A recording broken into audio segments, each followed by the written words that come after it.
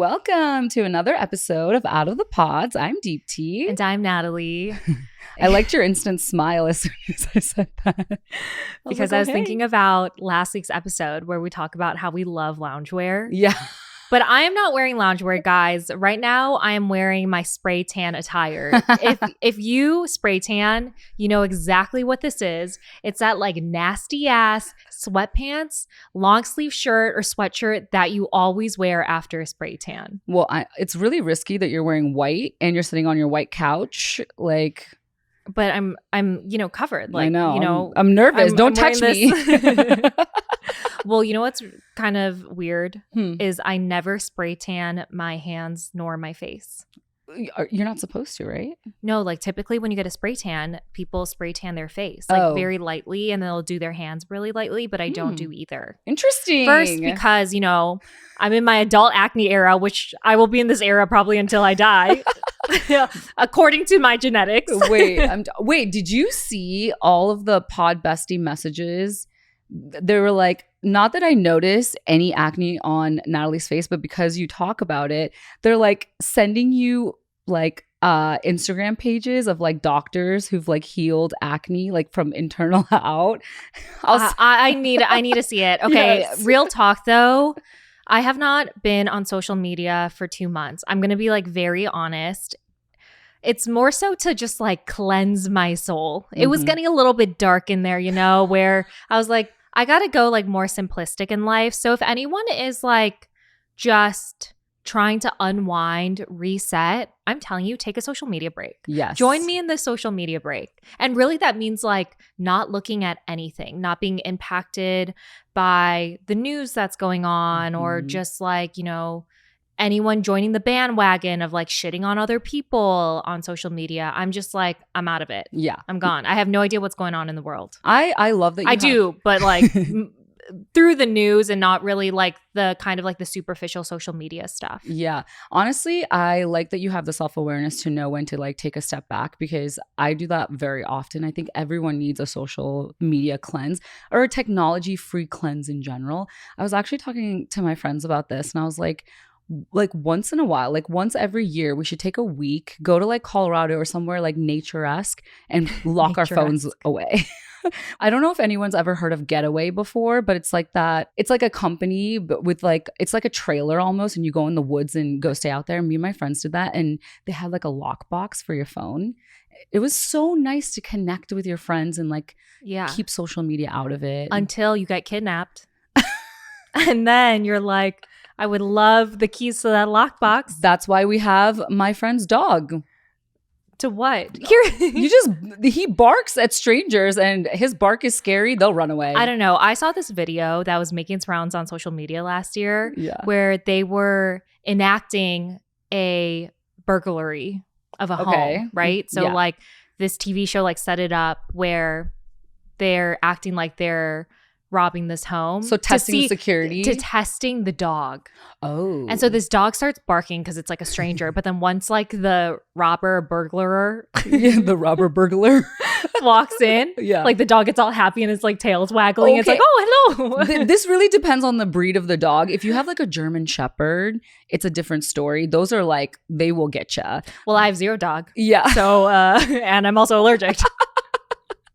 So definitely will not be using Getaway. Though if they want to sponsor us, hey, I will personally. I'm pretty sure Ayana did it too. It's not that scary. It's not scary. You can't have fears like that. I do have a fear though. Like my family and I are going to a cabin for Memorial Day weekend. My entire like mom side of the family. And we do this every year, but it is my biggest fear that like someone will just, like those crazy stories where like someone's part of a cult, they break into this cabin. Actually, maybe it's not a story. It's like something you see in the movies. Yes. And then they just go like, ha la la la, and they like tie, the people who are staying at this cabin up. And they're like fighting their way through. What goes on in your head that's the anxiety that you have? That's what goes on in my head. Also, are you like glamping?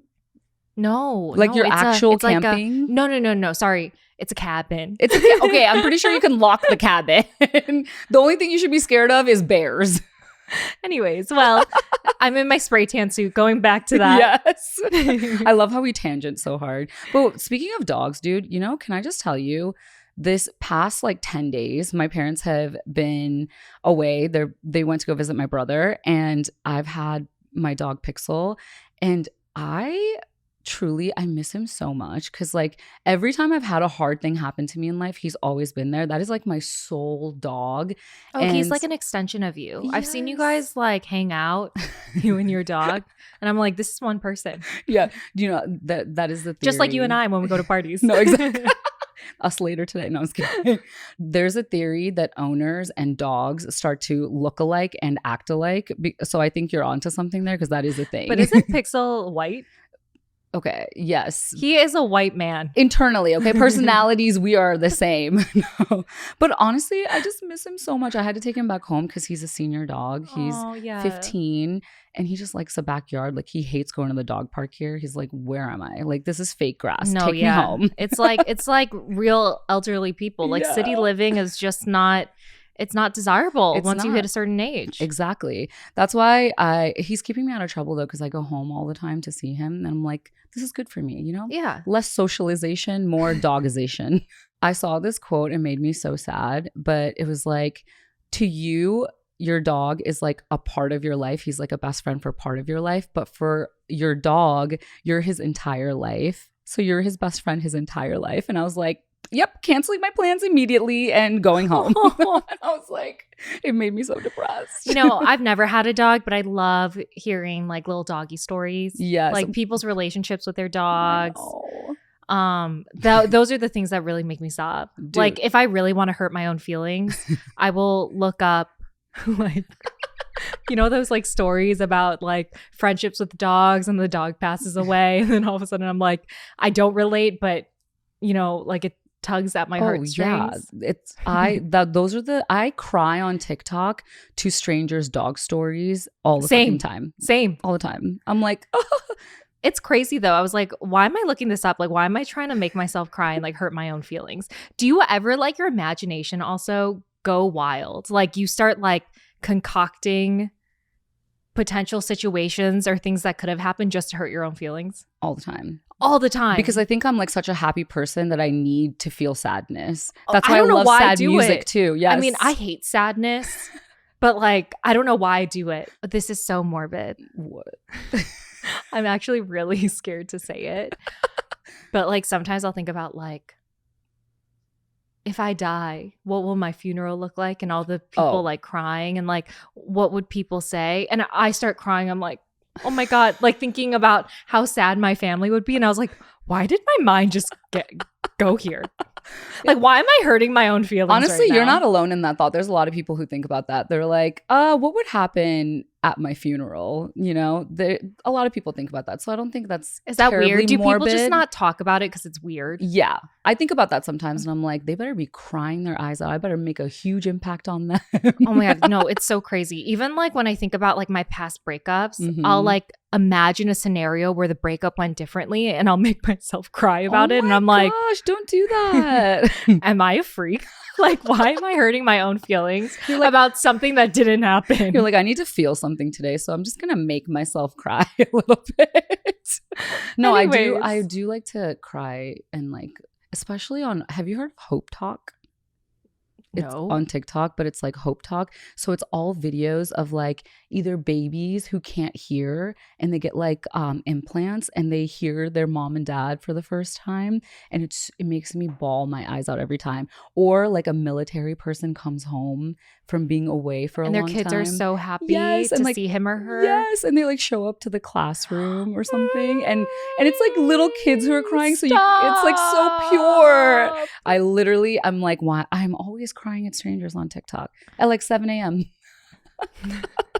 I'm like, why am I doing this to myself? But anyways, this is going to be a happy episode. I could go down like a rabbit hole of like things that make us cry. That's funny. So last week it was announced that Jeremy Hartwell from our season, Love is Blind Season 2, reached a $1.4 million settlement with Netflix and Kinetic Content. So to give some background, Jeremy filed in a class action lawsuit in 2022, claiming amongst other things that Kinetic Content created unsafe and inhumane working conditions for the cast through use of sleep deprivation, isolation, lack of food, and access of alcohol. He also claimed that Kinetic Content denied paying cast and crew a proper minimum wage and overtime pay, and that cast and crew were required to work 20 hours a day and 7 days a week for $1,000 per week. So that like comes out to be a minimum wage of $7 an hour, roughly. And so this class action involves 144 crew and cast members. Which we're part of, right? Oh, yeah. Wouldn't we be a part of that? Yeah, we are 144 up until until our season, right? Yeah, I'm assuming because Jeremy is from our season, we're part of that class action lawsuit. So I guess we get a little portion of that 1.4 mil. So thank you, Jeremy. Yeah. Honestly, when I heard the news that he was filing a lawsuit against Kinetic and Netflix, I was like, oh, what are the chances that he like wins it or even gets a settlement? And I was so surprised that he got it, only because he's going up against such big corporations. Totally. And I was like, wow, honestly, I'm kind of proud of him. Good for him. Yeah, this world's not fair. Like, unfortunately, like some corporations have the money and resources. So I'm shocked that they actually settled. I know that settling doesn't mean like it's not like they're guilty of any wrongdoing or anything like that. That's not what it means, right? It's like they're, kind of settling out of court. Yeah. But no, I was kind of shocked that they settled. Honestly, because I really thought that Netflix and Kinetic were going to bring it to the very, very end. Yes. To just like prove like nothing happened. But I'm glad kind of like Jeremy, went through with it. Yeah. A settlement doesn't say guilty or not, but a settlement kind of is like, let's just like get this out of the public eye. Let's just, not cover it up, but kind of, you know what I mean? Let's just like leave it alone. You know what I mean? Yeah. Like that's what it feels like, exactly. Right? When settlements happen. Yeah. So I wonder what's going to happen with the other lawsuits that are happening with Renee Poche, who was on this podcast.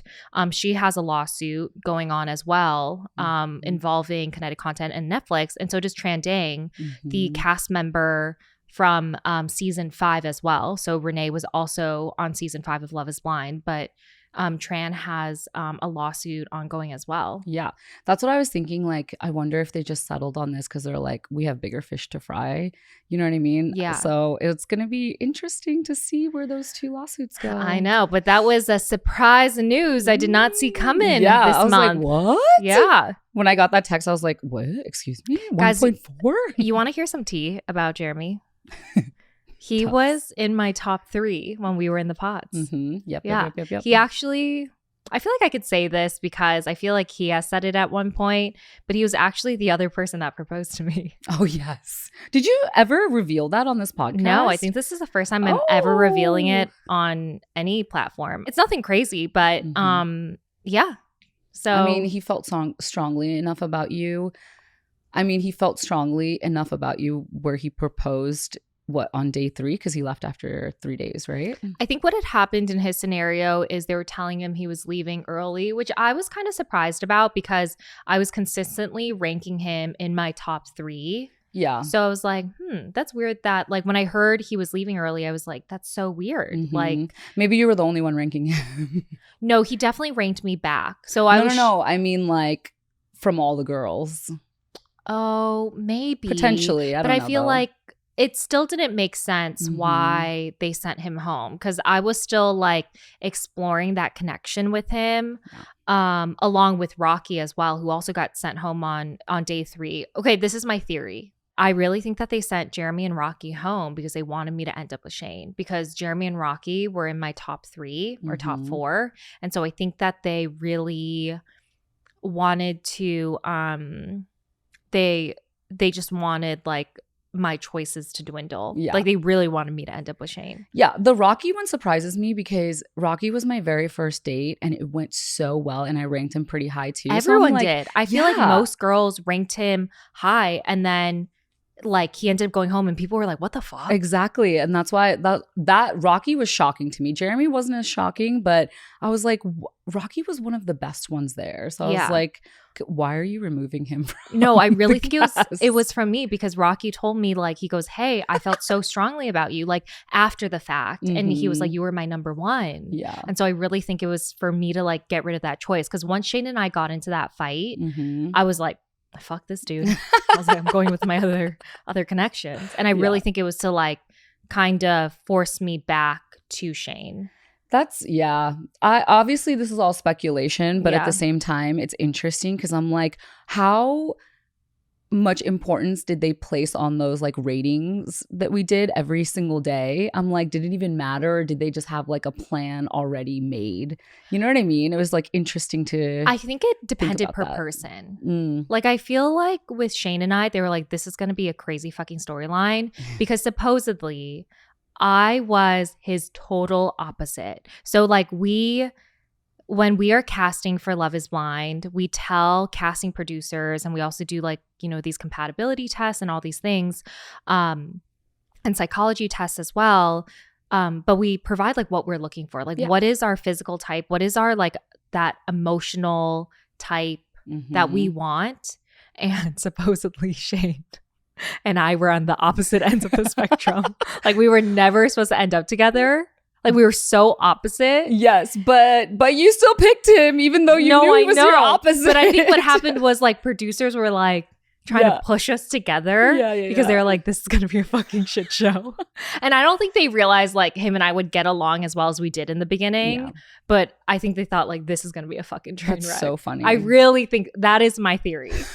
I wonder if there was anything like a plan like that, a devious plan like that happening with Shake. Oh, 100%. The moment you chose Shake, it was like, fuck yeah. Like, I really think they were like, let's get Shake on this, keep him on this goddamn show. I would love to go back and see all of Shake's confessionals, like what they didn't air. I just love human psychology and just like, you're like, let me I just want to study like the things that he said. Oh man. God, it's so crazy. But you know what? That's my connection to Jeremy pretty much. And so I don't know if I say congratulations, if this is what Jeremy wanted ultimately at the end. But you know, like, wow, what a settlement. $1.4 million. Yeah. I know that when it's split, it's not going to be that much. But still, 1.4 mil is a lot of money. So yeah. No, I'm excited for him. And I'm glad he did a class action. Yeah. Good for him. Can't wait to see the $20 from that.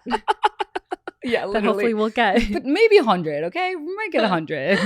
I was thinking about that actually. I think if I got anything, I'm going to donate it. To me? No. Why? So you can have 200 and I'm down? Negative? No, absolutely not. I am on a health journey and have been very mindful of what I put in my body. I know what I eat is a crucial part of my progress and me getting to my end goal. And that's why I love HelloFresh so much. I can make delicious food a priority with quick, convenient recipes that are delivered straight to my door. You just choose your meals, select a delivery date, and HelloFresh handles all the meal prepping, shopping, and most of the prep. So all you have to do is open your box and pick a recipe and get cooking. No, it's the best. Like, it's so convenient. And I find comfort in knowing that HelloFresh is America's #1 meal kit. So each HelloFresh box is packed with farm fresh ingredients and everything arrives pre-portioned right to your doorstep. On average, I just found this out, HelloFresh meals have a 31% lower carbon footprint than meals of the same portion size made from supermarket ingredients. And they help reduce food waste by up to 45% compared to grocery shopping. One thing I love about HelloFresh is that not only does it save me time in the kitchen, but I love the variety of the recipes that I wouldn't normally think to make on my own. So go to HelloFresh.com/outofthepod suite for free dessert for life. One dessert item per box while subscription is active. That's free dessert for life at HelloFresh.com/outofthepod suite. Okay, so more messy drama. Ooh, I love that. This one is insane. So Clay from season 6 of Love is Blind, if you guys forgot him, he was I did. he was engaged to AD, and he said, "I don't" at the altar. Woof. So this all happened within like the last week, and it's been kind of insane because we've been chatting about it, and I feel like every time we talk, there's something new that pops up, and I'm like, what is happening? But essentially, Clay revealed that he had a new girlfriend, and she's kind of well known, but not really in a good way. Yep. So a few days later, after he revealed that he had the girlfriend, they broke up. Yep. So that was not a long-lasting relationship. Her name is Selena Powell, and she's a notorious online personality known for attempting to expose male celebrities with unconfirmed accusations and alleged sexual encounters. Can I just tell you? Yes. Like the men that she's been linked to. Yes. Tell Okay, me. so she has allegedly dated or had flings with Aaron Carter, Insane. Bryce Hall, who is a TikToker. Yeah, he's a TikToker. Okay. Offset, Akon. Offset's the biggest one. Oh my gosh. Snoop Dogg. But she has also admitted to lying about several claims she has made in the past. And many of the men that she's mentioned she's dated or had flings with have denied any involvement with her. So I don't know if, like, these are very alleged boyfriends and flings. It seems like a lot of he said, she said type of situation. In a podcast interview, she said she faked a bunch of pregnancies. And when the interviewer asked her if she lied about a pregnancy with Offset and Cardi B, she said that was what I was most known for, which is insane. So in 2017, Powell alleged she was pregnant with Offset's baby and claimed he forced her to get an abortion while he was married to Cardi B. But she lied about that. She lied. Yeah. That is so fucking insane. It's insane. And the interviewer was like, well, like, why? And she was like, I was kind of bored. That is so sick. That is so sick. Like, I wonder what her motive is to do that. Is it to just like trap men and like make money? I don't know. No idea. That's wild. And to admit it on a podcast is actually insane. Yeah, that's so crazy. Like, who lies about that? Selena. Well, okay. Wow. Okay. But the funniest part of all of this is that recently Clay's mom talked about Clay's relationship with Selena on her Instagram story. So this is what the statement said. I don't know why, but I was like, my jaw was like to the floor when I was reading this. So this is Clay's mom's statement, who we stan. We love Clay's mom, okay? So she writes on her Instagram story, "Happy new day. First, my number one rule for folks following me on social media, don't send me any inappropriate videos." So I'm going to go on a tangent here. Selena is an OnlyFans model, and she also has some videos on porn sites. So I assume that's what Clay's mom is receiving. Ooh, gotcha. So going back to Clay's mom's statement, she says, "Second, I didn't know who CP was until everyone started sending me her YouTube information. And it's very interesting that some men will lose everything thinking that the apple is good, but it's a forbidden choice." Parentheses, do better. "The deceiver uses old tricks to attack and destroy. Clayton Alexander," in all caps. "You know Jesus will allow things to occur. He's still trying to get your attention. Please surrender to him." "In closing, I pray that everyone reading this gives the same attention to other things that matter, like helping support your local food banks and volunteer in your local communities. I pray everyone has a wonderful day on purpose. Signed, Straight Shooter." First of all, I love the shout out to volunteer at your local community. Love that. Love that. But can I just say, if my mom or like posted something like this publicly, I would be pissed. Oh, I would be pissed. I would be like, "Ma'am, could you not send me this privately?" And Clay reposted his mom's Instagram story onto his own Instagram story, and he goes, "Heard you, Mom. Like, my apologies." Do they have text messages? Honestly, he had to say something publicly, I feel like. No, for sure. I feel like, okay, obviously we don't know the full story here, and like maybe she has had a conversation with him privately and she was just like, "This is my last resort. I'm just gonna like, post this," and hopefully he like gets it and sees the light. See, and I don't think so. Finds Jesus. Here's what I think. I think Clay's mom is using Instagram like any older parent would, where they're just like, I'm getting a bunch of DMs. Who knows what DMs really are? And you kind of like post this thing on your story, but you don't realize the, social media ramifications and the fact that Love is Blind is an international well-known show. I feel like she's just doing like what any parent who doesn't really know anything about social media is doing. Okay, I like that theory, but at the same time, I feel like our parents have been in that situation too, and they know the extremity of, you know what I mean? Like they know how public things are. Okay, true. So it's like it's interesting to me that she went public. But we're not in relationships with people who fake pregnancies. True. You know what? True. Who knows what my mom would do if I was in that situation? She would go to the last resort. Look, okay, so that aside of like Clay's mom posting that, I do agree though. I'd be pissed if I was Clay, and I'd also be like, what the fuck? Yeah. But I do love that she posted it. Me too. I love it. Because I was like, when you get some insight in terms of what's happening privately. Yes. Like it's just like you can't look away and you're like, I need more info. Listen, I love that she signed it straight shooter, because honestly, that is exactly what she is. So but here's the thing. I feel like obviously we don't know Selena Powell, but she does bring everything into the public, right? Yes. Like she's tried to expose all these male celebrities, said things about them.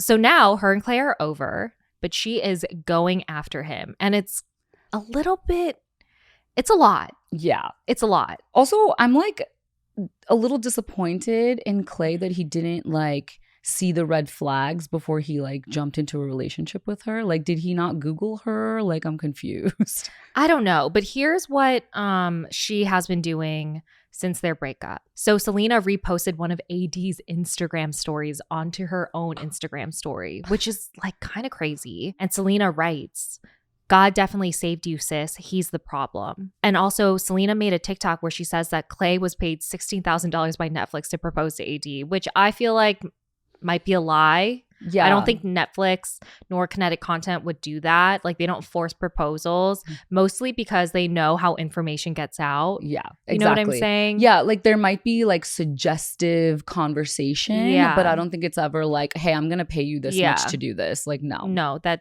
does not happen during filming. Yeah, and not 16,000, like maybe 5. Maybe 1,000. Maybe 1, yeah. So, I mean, again, and she also has a history of lying as well. So it's kind of tough to figure out like who to believe, but it gets even messier. So listen to this. Clay was allegedly cheating on Selena with a porn star named Willow Ryder, who posted photos of her and Clay in Belize the week before he hard launched his relationship with Selena. Oh my gosh. Is Clay okay? So, yeah, I just... What is going on? So, look, obviously we don't know the full story. Yes. So we can't make any judgment. Just seems really fucking messy. Yeah. And all I can say is like, I think Clay just put on a good show at the reunion.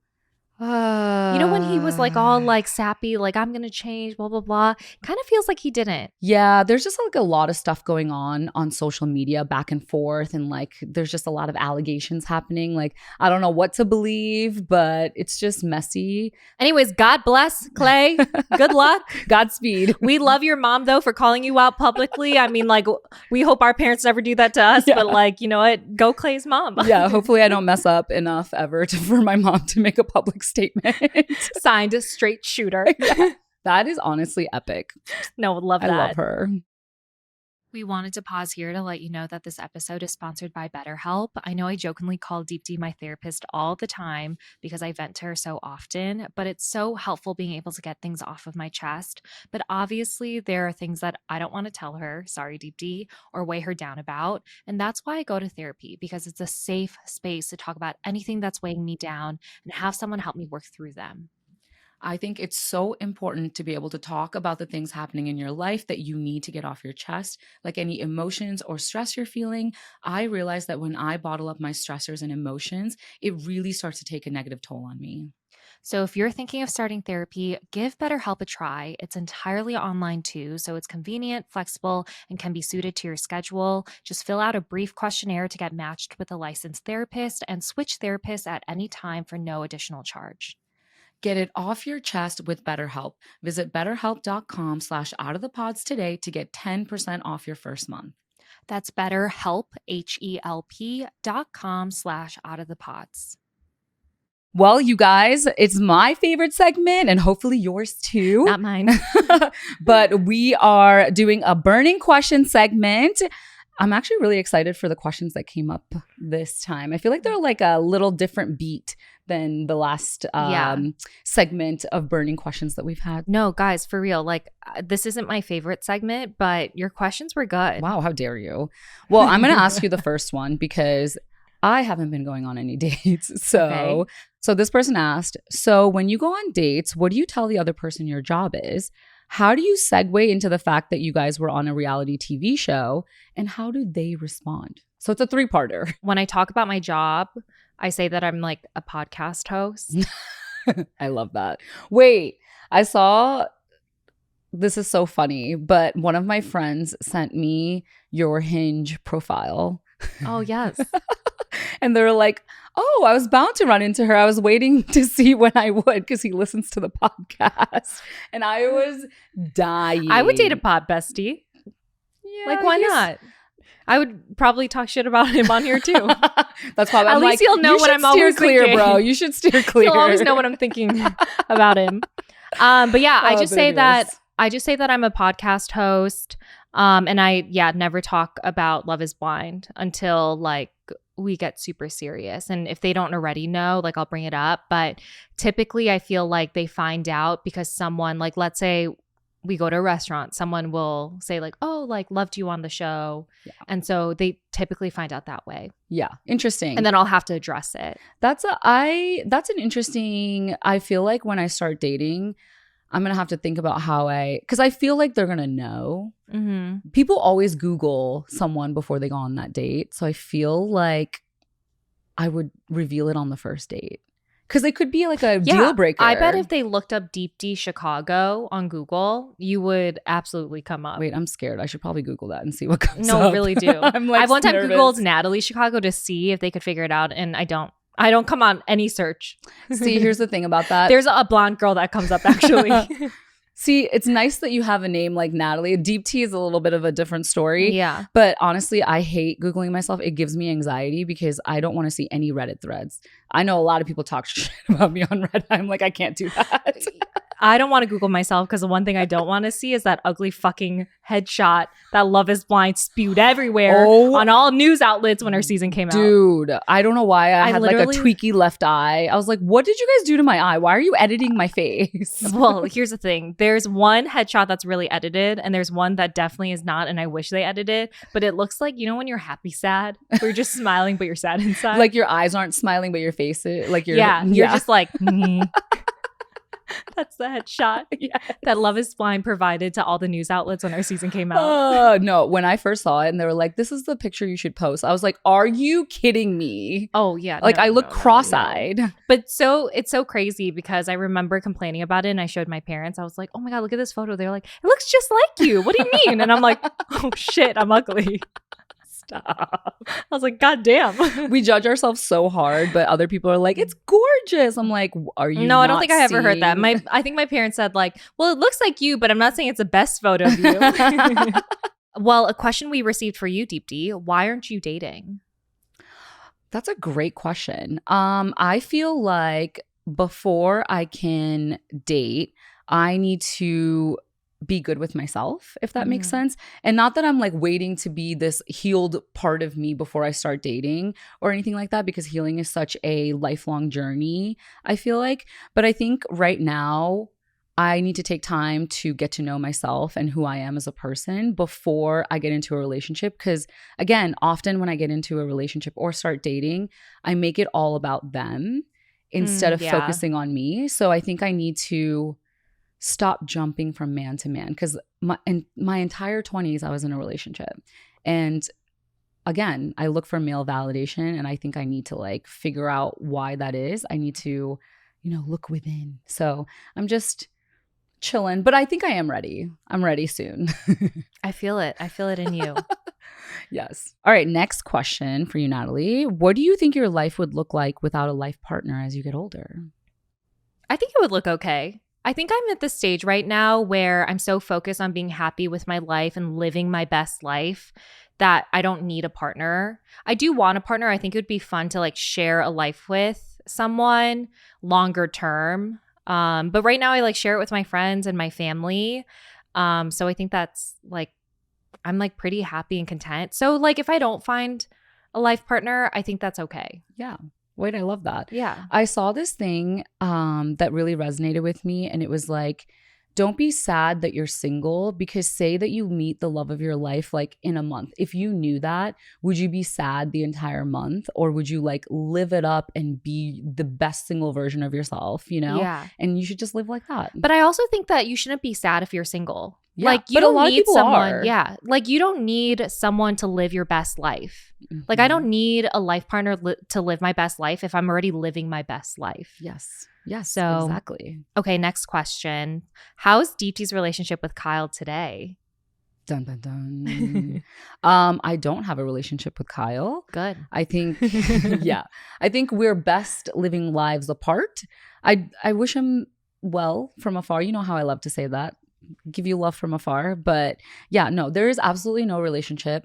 I don't know if I should say this. I was not going to, but since, people are asking, about like a month and a half ago, Kyle actually sent me a DM and was just like, hope you're doing well. And I was like, oh, this is weird, because I haven't talked to him since 2022, I think. Yeah. Holy shit. It's 2022. Yeah. That is so crazy. That's insane. But yeah, I just responded. I was like, thanks, you too. Okay. And that's the end of that. We haven't talked since, and I don't plan to. Yeah, no need. Yeah, exactly. People stay in the past for a reason, for a season. Hell yeah, or a chapter. Oh, that was the saying. That was only because I wrote a book and had him as a chapter. Okay, next question for you. What other gossip do you have about other reality TV shows and how they go down? I feel like the only gossip we have is about Perfect Match, The Ultimatum, really any of the Netflix reality TV shows that are popular, and then the Bachelor franchise, like kind of like what's gone on those shows. Obviously, it's just based on like the friends we met from other shows, and so that's how we receive our gossip.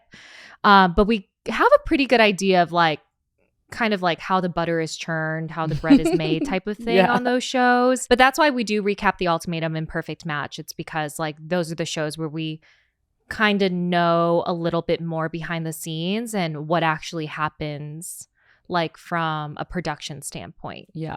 I feel like I get all my gossip from you. Yeah, I get all my gossip from me too. I feel like a lot of my gossip just comes from me being super friendly.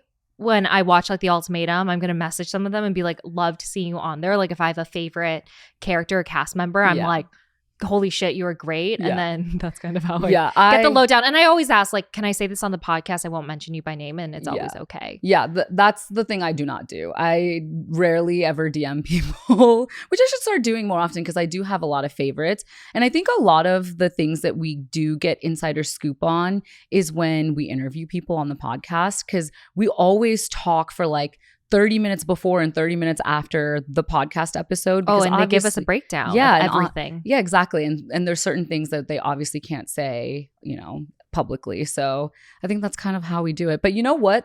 What is the gossip? Do you have any tea? You're going to have to wait for our recaps coming up for Perfect Match Season 2 and Love is Blind UK, and also Love is Blind Season 7. Yes. That's coming in the fall. A lot of people have been messaging us about The Ultimatum South Africa, and I'm kind of intrigued. Everyone's like, this is a very binge-worthy show, and I'm like, maybe I'll give it a chance. Oh, I might too. Next question. Would either of you go on Perfect Match if you were asked? Well, we were both asked. Yep. I think we're both in the same boat, and tell me if I'm wrong, but I feel like I'm so happy I didn't do Perfect Match, because the way that they were doing like the challenges and things like that just doesn't vibe with what I would do ever. Like the kissing challenge, like I would be mortified if I had to do that. I'd be like, get me out right now. I think we just like our personalities have. I feel like once we did like Love is Blind and got a taste of reality TV, I think like a dating show isn't one like I would really do again. Yeah. I just feel like Perfect Match is just not our vibes. And so, I would say the answer is no. Yeah. And also, I think when I got asked, it was before the show even came out. So it's like, how do I know how I'm going to react to being on a TV show and how the public is going to perceive that and like go into another show blindly. You know what I mean? I was like, oh, this is too risky. Like, I don't know what I'm doing. So next question. Across the LIB seasons, is there anyone you think got a villain edit and didn't deserve it? Okay, so generally, I feel like villain edits aren't really deserving. Well, there are a few cases, but I think like the ones where someone is like not trying to put on a show and just like normal real life actions just look bad. Yeah. I feel like the ones that like don't really deserve it. I agree. I think that's exactly what I was thinking. It's not that they get a villain edit, but I feel like sometimes the show edits it in such a way that there's characteristics that are highlighted and they're shown singularly, if that makes sense, without like the other characteristics of that person being shown. So it kind of feels like all these bad negative things about them are shown without the positive things. So I think that Amber from season 1 didn't deserve her villain edit. I think she's just a very complex person and like she was acting on emotion for a lot of it, especially because she was in a love triangle that she didn't want to be in. I was also in a love triangle and I remember I was kind of like losing my mind during filming because I was like, what the fuck is going on? Yeah. Like, why does this girl keep wanting to talk to like my fiance? Like, you know, I keep getting questions from producers about Shayna. I was like, what the fuck is going on? So I kind of like understand where your like mind is just so messed up. And I feel like Amber, because people were like, Amber was really harsh, but I think it's because like when you're in the moment and you have no idea really what's going on and you view another woman as kind of like someone who's trying to like infiltrate your relationship. Yeah. People act in different ways. You know what I'm saying? Especially when there's cameras around and things are producer pushed. So you kind of like get to your wit's end, if that makes sense. And people are like, why am I being pushed this way? And you kind of stick up for yourself, but then they'll edit it in a way where it makes you look bad. Yeah. So I feel like she didn't deserve such a negative edit. Yeah. I think another person would be Danielle from our season, only because, I mean, we've talked to her about it too. It's like they didn't show all the positive sides to her and Nick's relationship as much as they did like highlight some of her like anxieties. There was a lot of producer manipulation when it came to her storyline, and I think she didn't deserve that. Okay, next question. So when you're not currently on a date in the pods, does the rest of the cast have to remain in the lounge or can they choose to return to their hotel room? I wish we could go to the hotel rooms, but that's why you see people napping in the lounges all the time because we were tired. But when you're not on a date, you have to be in the lounge or you get pulled to do interviews. Yeah, the confessionals that you see. It wouldn't make sense for us to return to our hotel rooms. First of all, we're on a filming set, right? And there's not like hotels around us. They're at least 20, 30 minutes away. And so you're never out of a pod long enough to like just go back to a hotel room. Yeah, you're napping on that lounge couch, like honey. At most you're in the lounge for like 30 minutes until you have to go back into the pods. It's, you know, I don't think you could go like in and out like that, obviously. And plus they also don't want you to not be in conversations in the pod or in the lounge because they want you to be talking. They want to they're still filming in the lounge. Yeah, so they want to capture like you talking to your, you know, the other girls or men about how your dates went, all that stuff. So there's no way they're letting you go. Yeah, 100% Absolutely no. not.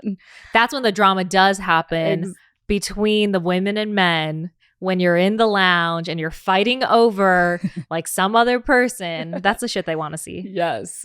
Honestly, I loved our lounge moments. They were so fun. Okay, next question. Would it be possible to do a Love is Blind season with all past contestants? No. Because you already know what everyone looks like. But if you gave them a fake name, you could potentially do it. Yeah, but then you would know everyone's a past contestant. I mean, by their voice probably too. Yeah. But I mean, that's a lot of voices to memorize. Look, if Jimmy was on the other side of the wall, I'd be like, that's Jimmy. Yeah. With that Southern accent, I was like, 100%. Yeah, there's a lot of people we definitely would recognize. But yeah, you're right. That wouldn't work. You just like couldn't. Yeah. I was like, it would take away like the whole experiment portion of like, is love blind? Yeah. Well, we don't know because you know what the other person looks like. True. Well, unless you gave them a fake name and use those little Darth Vader voices, like, you know how it like disguises the voice and you did it that way. I'd be like paying attention to the voice too much. Be like, what were you saying? Well, true, because also a big part of your attraction level is the voice and like how people talk in their tone of voice. So yeah, you're right. Fine. I was trying to make it possible for the people, okay? Here's what I'm going to say. So you know how like the women obviously share a lounge and the men share a lounge? What I remember from our season is everyone was out of control. Like they never showed it on our season. It never made it onto the screen, but like how people share the gossip from like other conversations with like the people that they're talking to on the other side of the wall. And it's like, I feel like there could be no secrets. Yes. Like you couldn't like withhold the identity of anyone because like some other woman would tell like someone on the other side who someone was and he would share it with everyone and be like, Dark Vader is Natalie. Yeah. You know, it's just like, it just wouldn't work. Even if producers stepped in and be like, don't do that. No, like I'm telling you, with how tired we are, how long the dates are, no one has chill nor control in there. Yeah, that's why Perfect Match exists for past contestants. There is not going to be a Love is Blind. Yeah. Well. Okay, next question. Why were you, Natalie, and Shane fighting about Deepti in the pots? Please. Okay. This is the full story. So Shane's top women in the beginning days in the pods were Deepti and I. And so Shane had already like told me like I was it. He was going to marry me. Like, you know, he's like, it's only you. That's why I was like so fucking confused in the pods. Like I had no idea he had other matches. Yeah, there was a Shayna in there too. Yeah, like when people are like, oh my God, like Natalie like talking about Shane in the lounge when Shayna was right there was so inappropriate. I didn't fucking know he had other matches because he kept saying like, hey, you're my only match. Yeah. Like you're my only connection. I just want to focus on you. Yeah. And that's why I look like a fucking dumbass. Okay, so that's what happened. Literally, that is what happened. Yeah. I wrote it in my journal too. So like as much as I want to think like if anything, I wrote the truth in that journal. Those are her intimate thoughts. So yeah, so she validated because I'm like, diary. wait, did he say that to me? No, he did because I reread my journal like a few months ago. Well, he told Deepti. How did this happen? I think he told you that. Well, we were on a date and he was like pestering me about telling him who my top people were. And I was like, I just don't feel comfortable telling you that because I'm still like going through the process. And he got super upset with me. And he was like, well, you need to let me know if I'm in your top or not because you're in mine. Like we're talking blah, blah, blah. I don't know the exact conversation. I did not write it in my diary. But essentially I wasn't going to tell him and he got really pissed at me. And just crazy. And then when you came out of one of your dates, you were like talking about how, you know, how you were talking about how like, that's my boyfriend, which was totally fine. I came to you and I was like, hey, like, you know, he was telling me this, but like, I'm totally like good because I was going in a different direction anyways. Yeah. And then you confronted Shane about it. No, I remember that. I asked Deepti, I was like, do you mind if I like confront Shane about it? Because he told me like I was his only connection and like this was it. Like I was it. Like he was going to propose to me at the end. And I think you were like, yep, like I'm done with Shane. Yeah. Go ahead. So that's how the fight happened. So, and that's why that was the fight about Deepti because. Who knew? Yeah. And look at us now. We have a podcast.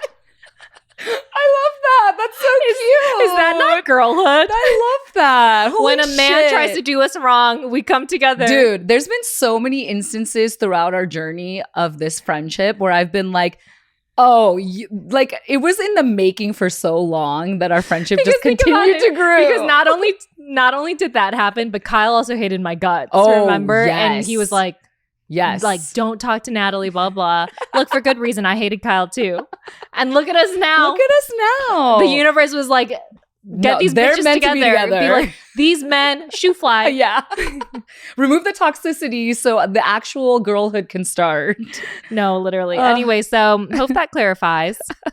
Another person asked, do the engagements and meeting each other on Love is Blind happen all on the same day? No. So the engagements happen on one day, and then the next day you do reveals. So it's 2 different days, which is why you see 2 different outfits. Yeah. Yep. Yeah. Imagine getting engaged to somebody and then having to wait 24 hours for the reveal.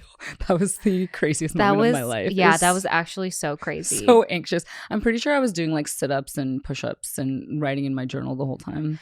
I remember someone asked this too, but they were like, how do you know what to wear?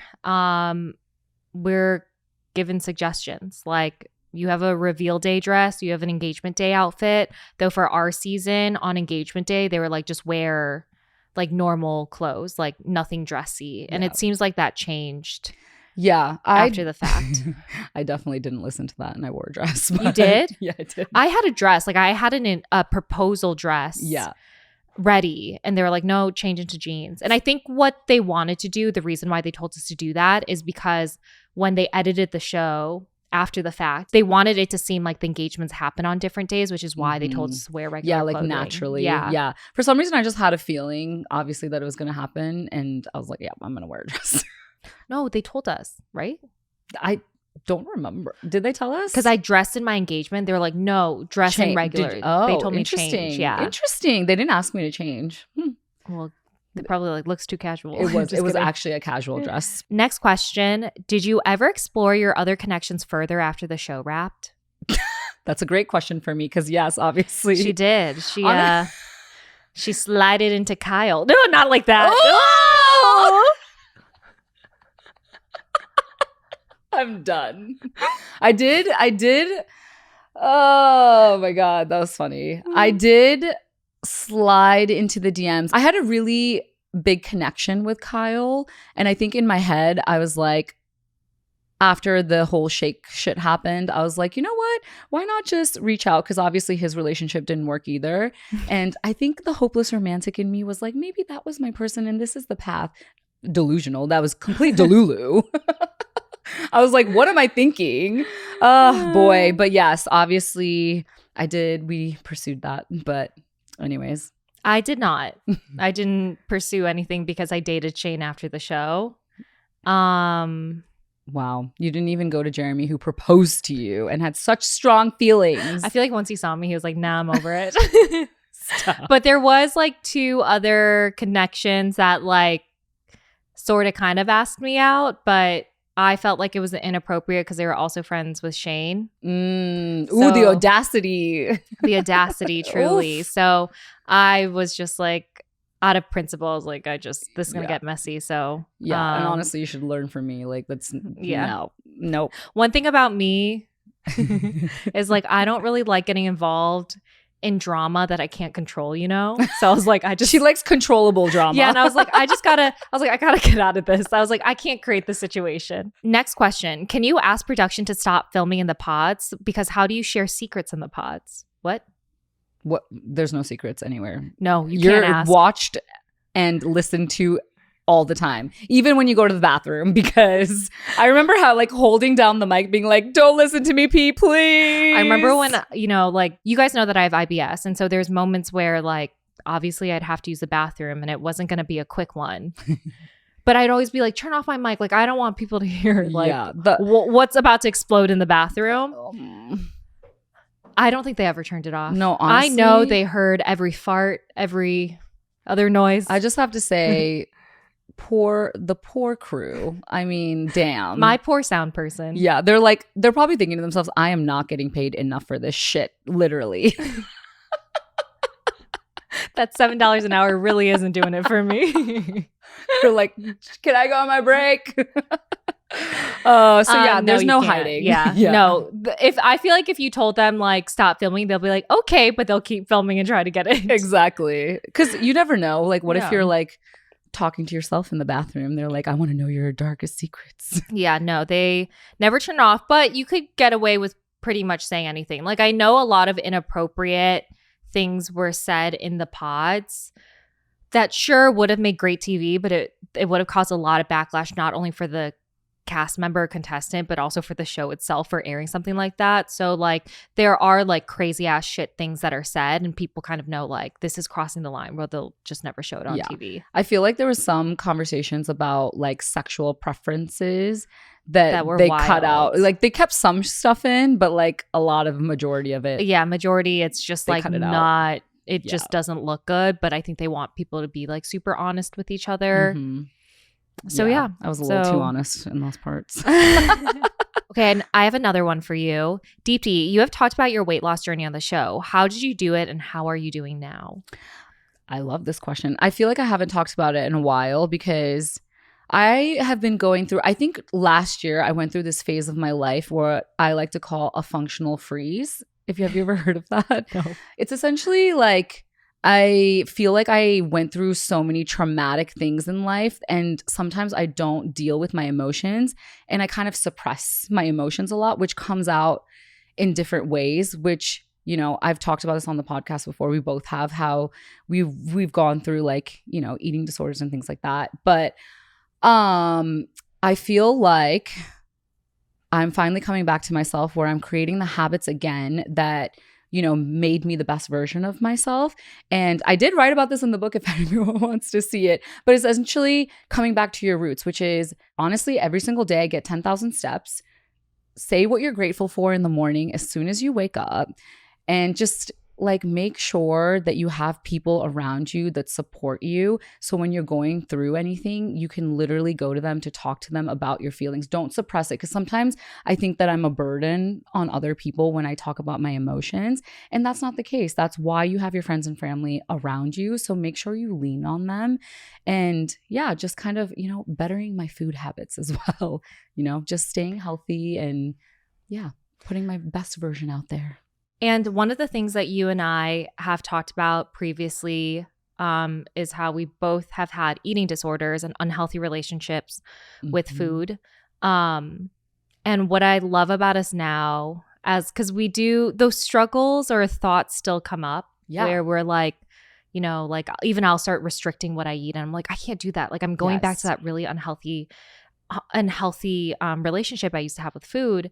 But what I love about how we've evolved now is that like we're not always focused on what our body looks like. Like, yeah, we try to incorporate healthy habits and you definitely have, but at the end of the day, we're happy with our bodies and how we look like, even though it has changed since the show came out. And to be honest, my body has gone up and down like really all throughout my life. Yeah. But it's like I'm now at the stage, and I feel like this is something I learned from you, is like take the pressure off. Like who cares what you look like? As long as you are like nourishing yourself and feeling good about the habits and like keeping yourself active, like who cares? Like everything will fall into place in terms of like confidence and being happy with your body. But like really who cares about being a certain weight or like how your body looks like? Exactly. And I think the one thing that's really helped me is understanding that your body is so fucking amazing that it's like held up for you. You should really love your body for what it does for you.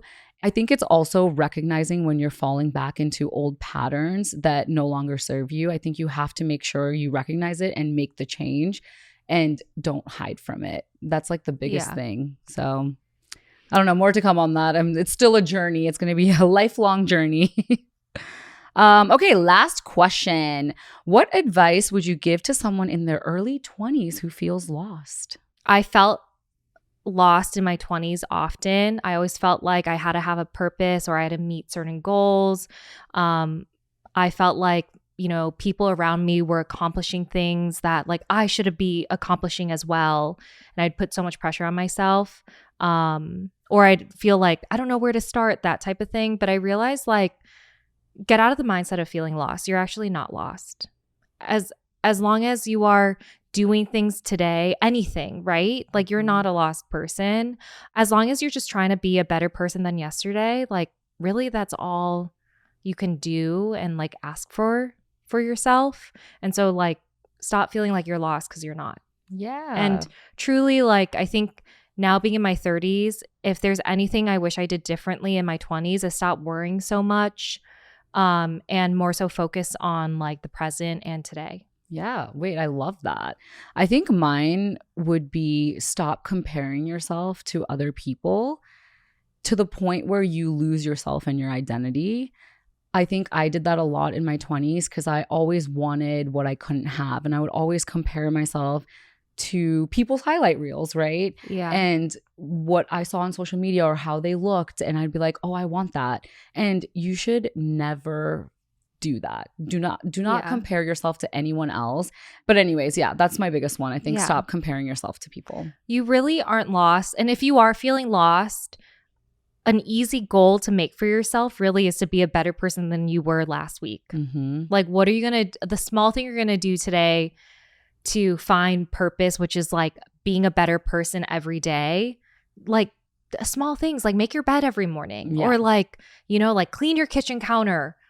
I don't know. It's like that makes you better than yesterday. Comparison is literally the thief of joy. So just avoid doing that. If you're going to compare yourself to anyone, compare it to the older version of you. Yeah. So hopefully that helps. It's okay to feel lost, but just remember that you aren't really lost. Love that. All right. Well, this was a fun burning question series. It might be getting to one of my top segments. Yeah. Oh, okay. I know. I feel like we got deep there a little bit at the end. But we love reading your questions. If you have any more, please DM us on our Instagram page at Out of the Pods. And make sure you leave a review and subscribe. See you next Wednesday. Bye.